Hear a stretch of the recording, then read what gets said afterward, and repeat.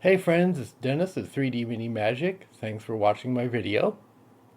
The update I have for this week is my shop is currently still on vacation mode. I am basically keeping expenses down for about a month, um, and then I will hopefully start it up again very soon. I hate to lose any momentum uh, in terms of sales that I had built up, but if you've watched my previous videos, I really needed to retool my whole approach. So I will probably open again very soon. Um, I will increase my prices, um, probably more in line with what a lot of other sellers on Etsy are doing. Um, I had kept mine very low to try and attract business, and that was and it worked. But of course, since I wasn't making much in each individual sale, and I had to use up resources to fulfill every order, it really wasn't sustainable. And it's an experiment. Experiment. I mean, um, I think I think any business owner or many business owners will tell you that finding the appropriate pricing for your products in the market is always a little tricky. But as well as changing the pricing structure, I'm also looking into I'm going to show you in a minute, um, into new products that I'm designing myself. Um, a little different from the miniatures that I normally sell. This is part of a dice tower that I'm still designing, clearly. And I have kind of a what I call a I think I meant this way. The tentacles might give it away. The idea is that it's some ancient monument from a lost civilization under the sea. Cthulhu-like tentacles entwine it. Um, so that's the idea. Certainly people who know me personally will know I'm a H.P. Lovecraft Call of Cthulhu fanatic. So, uh, so I thought a dice tower along that theme would be great. Um, and working on this though, printing it out. I think a lot of dice towers are printed with filament printers. I unfortunately do not have a filament printer at the moment, so that's something for a future project that I would like to get into. Um, so we'll see. It's in these videos I'm just being very open and honest about um, the issues I face, my decision making process, the different things I'm trying. Um, and hopefully, people interested in, of course, starting their own 3D printing business, whether through Etsy or not, um, you may find interesting.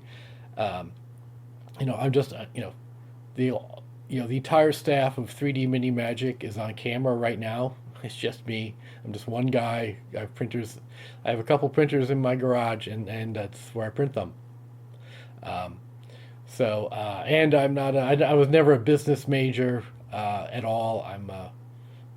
Well, I YouTube videos I think is not a place where I want to go too much into my background. It's I can tell you it's not relevant to business and or necessarily 3D printing. I think like a lot of people, I don't have a background in engineering or material science or chemistry.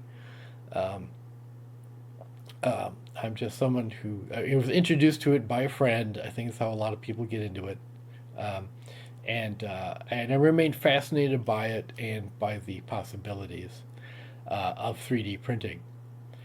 Um, So that's it. Still, shop is still closed. Hope to open it um, maybe around the beginning of November. I'll probably just, if I keep it closed for all of October, uh, that's those are zero sales, but there's also zero costs that I have to put money into it.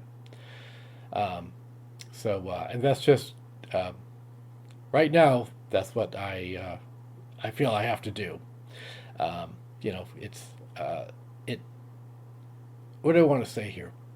Uh, I'm not giving up by any stretch.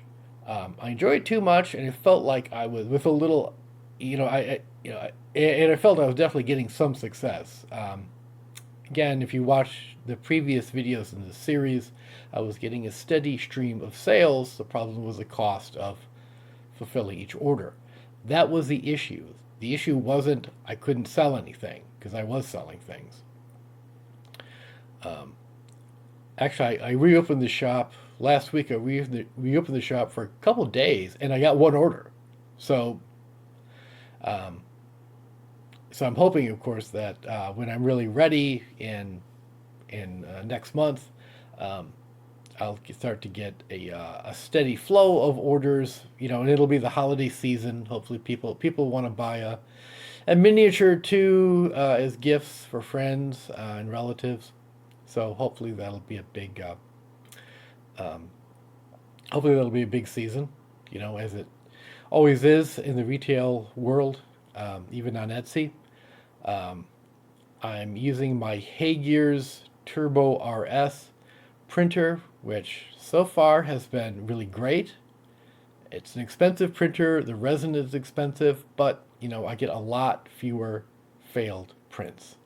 Um, Considering how much I print with it, actually, practically none. I've had two things come out, at least not correctly, and it wasn't directly the cause of the printer.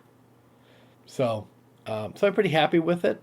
Um, anyway, so this is what it's like to my mind. This is what it's like trying to run a business.